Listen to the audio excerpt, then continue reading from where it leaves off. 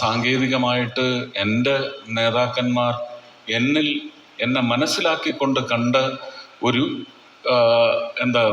അച്ചടക്കമായാലും എൻ്റെ ചില നിഷ്ഠകളായാലും അതിനകത്ത് ഈ മുൻശുണ്ടി ഇവിടെ പലരും സൂചിപ്പിച്ച ആ ക്വാളിറ്റി എന്നോട് മോദിജി പലപ്പോഴും ചോദിച്ചിട്ടുണ്ട്. സബ് ടീക്ക് ഹൈ, യെ ഗുസ്സ തോടാ കം കർണ.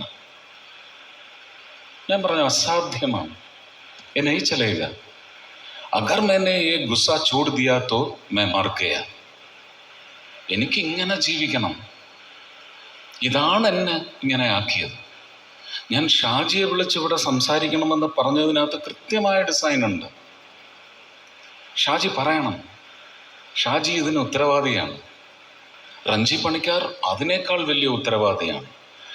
ജീവിതത്തിൽ കമ്മീഷണർ ചെയ്യുന്നത് വരെയും ഞാൻ ആരെങ്കിലും ഒന്ന് ചിപ്പോന്നോ പോടാന്നോ ഉള്ള വാക്കുകൾ ഞാൻ ഉപയോഗിച്ചിട്ടില്ല. എൻ്റെ അമ്മ എപ്പോഴും പറയും എന്തോ ഒരു നല്ല പൊന്നുമോനായിരുന്നു എന്ന്.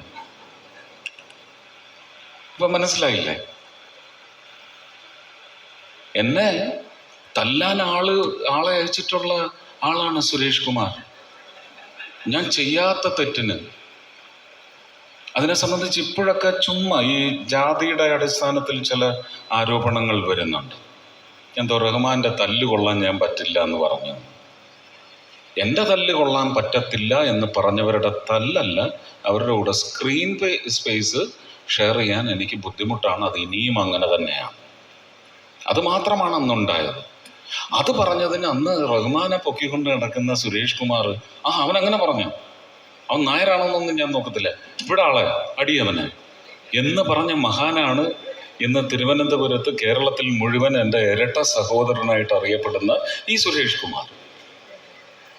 അന്നും റൂമിനകത്ത് പേടിച്ചിരുന്ന് ഫോൺ എടുത്ത് ഞാനൊരു തെറ്റും ചെയ്തിട്ടില്ല, ഇതാണ് സംഭവിച്ചതെന്ന് പറയുന്ന അവസ്ഥയിൽ നിന്ന് കമ്മീഷണറിലൂടെ ഞാൻ ഇവോൾവ് ചെയ്തെങ്കിൽ ഇന്ന് സുരേഷ് കുമാർ അങ്ങനെ ആളിനെ വിട്ടാൽ ആ ആൾക്കാരെയും ഞാൻ തല്ലി ഒടിക്കും.